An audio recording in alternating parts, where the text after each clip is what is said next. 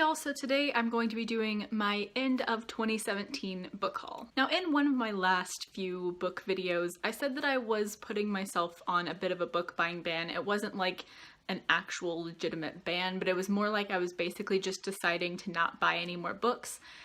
And then I bought some books. Basically, there are a couple books that I will show you that I collected over the past 2 or 3 months, but then recently I've been kind of wanting to get back into the swing of reading, and I ended up going on a little bit of a half-price book spree, going to several half-price books in one day, and I ended up getting some books there. I didn't go absolutely crazy. I think that there are only 9 books in this haul, so that's not way too many, but it is more than I should really be buying given that the last book that I read was in August. That said, I am really hoping that I end up reading quite a bit over my winter break, and I do have some challengey plans for 2018 that will be revealed soon.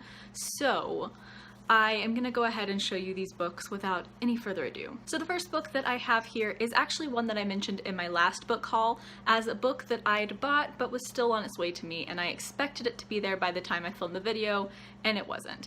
And that is the 20th anniversary Ravenclaw version of Harry Potter and the Philosopher's Stone. So if we're including all of the copies and editions of the first Harry Potter book that I own, I believe we're up to 5 or 6 at this point. So when I found out that they were releasing house versions of the first Harry Potter book, I really couldn't help myself. These are really pretty. I love this cover. I almost got a Slytherin one as well. So yeah, I am super excited to have this. To be perfectly honest, I almost got a Slytherin and a Ravenclaw version of both the paperback and the hardcover because they're different. So good thing I had a little bit of self-control. The pages are blue with a bit of gold, which technically their house color is bronze, and this isn't necessarily bronze. And then also in the flap, you can't see it super well, but it says, "Or yet in wise old Ravenclaw, if you've a ready mind, where those of wit and learning will always find their kind." That's from the Sorting Hat's little song that it did in, I believe, just the first book. I think it changed it up after that. So yeah, yet another copy of this book, but I love the Harry Potter series, and I am gonna keep buying any new editions they come out with because I'm so weak. And then this next book is the only other book in this haul that's not from my little half-price book spree, and that is Before the Devil Breaks You by Libba Bray, which is book 3 in the Diviner series. I'm not super excited about another cover change because now all 3 of my books have different covers, none of them match, but I do actually really like this cover, so I might repurchase some of the books in this cover series if they end up publishing them with those covers. I'm not sure if they have. Anyway, this is one of my favorite ongoing series. I have yet to pick this up, but I am kind of in the mood for something along these lines, so I might actually end up getting the audiobook and listening to it sometime over break, just because I really like the audiobook versions of these. Okay, so now jumping into the half-price books section of this haul, starting with one that I was possibly the most excited to see at half-price books, and that is City of Bones by Cassandra Clare. So you're probably like, Kristen, you already own this book. What are you doing? Like, it's literally right back here. Like, why are you buying another copy? And the reason I'm buying another copy is I have every single other Cassandra Clare book in a tall hardcover, and I haven't been able to find a cheap tall hardcover of the original cover of this, and I found one at half-price books. So now all of my Cassandra Clare books match, and I'm super excited about this. So even though it is a duplicate copy and I have already read this, I am so glad to finally have a matching set of these books. I don't know what it is about half-price books, but every single time I go on one of these like half-price books trips, I always find manga that I'm looking for, and this time I found volume 10 of the Battle Royale manga series. I read the novel Battle Royale by Koshin Takami back in May and loved it, and I started the manga series in July, have yet to continue it, but it was a super impressive first volume or 2 I think I read. I think I read the first 2 volumes so far. And so definitely excited to continue this at some point, but this was the first one that I was missing in order. I think I have up until 11 now. And I think there are 18 volumes, so I only have a few more to collect. And I also found Sword Art Online Fairy Dance Volume 1. I have Volume 2 of Fairy Dance, which I believe is the like second plot in the series. Like, they're divided up into sections, and this I believe is the second section. I don't know a ton about the series except that it deals with a character or multiple characters getting stuck inside a virtual reality game, which just sounds super, super, super cool, and I keep meaning to start this. I haven't yet. I plan to get to it at some point in the future, but it's one of those concepts that just sounds super cool. This next find was super exciting for me for multiple reasons, but mostly because I didn't know it existed, and that is The Sittaford Mystery by Agatha Christie. Also, in true Agatha Christie style, this has multiple titles, and it was also published as The Murder at Hazelmoor. I've read my fair share of Agatha Christie books at this point. She's one of my favorite authors. I've read, I think, about a third of the Poirot series, and of course, And Then There Were None is my favorite standalone of all time. So the fact that I didn't know this book existed is kind of shocking to me. Like, I definitely haven't read the majority of her books, but I'm at the point where even if I see books that I haven't read at Half Price Books or something, I at least recognize the title, or it's something that I know I've seen before.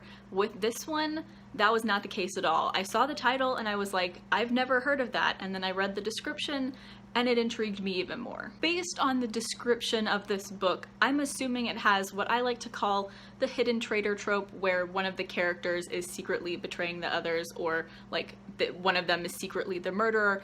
But essentially there are a group of amateur occultists trapped in this mansion or house, and I think either they find a body or like one of them dies, and then they try to figure out what's going on. And if this does in fact have the hidden traitor trope, that is literally my favorite thing in books ever, which is why I ended up picking this up, and I'm super intrigued to jump into this. I honestly might do that like sometime in the next couple days. And then I found a couple YA books that looked really intriguing, the first of which was Rebel Spring by Morgan Rhodes, which is the second book in the Falling Kingdom series. I don't know what it is about the series, but I've had book 1 and book 3 for like 2 years at this point, and every single time I go in a used bookstore, I look for Rebel Spring, and it's not there. And finally, I found it, and it wasn't very expensive at all. I want to say that this hardcover was like $6, which is pretty cheap for Half Price Books. Anyway, this is a YA series that I have been intrigued by and meaning to start for quite a while, and I think that I might actually start it very soon. I know that I say that a lot, but this time I mean it for various reasons. So yeah, this is one that I've been searching for quite a while, so I'm really, really excited that I finally found it. So this next YA book isn't necessarily one that I've been searching for a while, but it's one that's been on my radar and intriguing, and when I found it in Half Price Books, I looked inside and I couldn't pass it up, and that is Warcross by Marie Lu. From what I gathered from reading the flap, this is about a virtual reality game, and our main character is a bounty hunter within the game who like catches people doing things illegal and all sorts of stuff. I only really skimmed it because I didn't want to accidentally spoil myself, but the real kicker was that you wouldn't know this from the front of the cover or literally anything on this book, but I literally opened the book up and there was Marie Lu's signature. It's just right there on the title page. Like I said, nothing on the front, no stickers saying that it is a signed copy, but there it is in black ink. So yeah, that was a really random find, and given that it was already a book that I was curious about picking up, I figured that a $7 hardcover that is signed by the author and pretty brand new, I think this came out in like September, like I just couldn't pass up all those things. It sounds really cool. I checked on Goodreads and it has overall pretty good ratings, so I'm intrigued. Also, this cover is super pretty. Like, I love the rainbow effect to everything. It's super cool, especially given that the rest of it is white. It's just really, really cool. So now we're on to the last two books of the haul. These two books are ones that I've been aware of for like forever, but only recently did they become ones that I was super intrigued by because of the general mood that I've been in lately. And those are In the Woods and The Likeness by Tana French, which are the first two books in the Dublin Murder Squad series. I'm filming a top of my TBR video right after this, and I'm gonna go into more detail about the reading mood I'm in that video, but essentially lately I've been in kind of a darker mood, like kind of a murder mystery mood, but also the setting, like I've been in kind of the mood for the setting to be really prominent, like a small town or some sort of like secluded, kind of creepy setting, but not necessarily. I'm rambling because it's kind of an ambiguous mood. And one of the things I've especially been in the mood for ever since reading If We Were Villains all the way back in July is like dark academia, or like murdery books that take place in a like college or in a boarding school or something like that. And I've been told that The Likeness by Tana French kind of ish has that going on. Not quite exactly like what I'm going for, but similar enough that it's got me very intrigued. And also, I didn't realize that you can read the series in any order. I figured that you were supposed to read it in order, but apparently you can read it out of order. So when I saw In the Woods, I also got it as well. It's not one that is quite as intriguing to me as The Likeness is, but I did think that it sounded cool, and if I do like The Likeness, I will probably end up liking In the Woods. I'm gonna give a pretty quick description of each of these. So in the Woods, some kids go missing in like the 80s, and one of them is found, but the other one or two like just aren't found, they don't come home. And then years and years later, I believe this was published in 2007, so probably in 2007, the kid that returned is now a detective, and he's trying to uncover what exactly happened. I'm having so much trouble explaining this book, but The Likeness follows the partner of the detective from the first book, and a crime scene is discovered where a girl is murdered, and that girl is a girl that the main character in this book has used as an alias before. And because this girl looks exactly like the main character, she kind of starts to pose as the girl so she can try to figure out what happened. And I believe that the way that the like dark academia thing ties into this is I believe that the murdered girl was a graduate student, and so like this main character is getting into the grad school stuff and like living this grad student's life.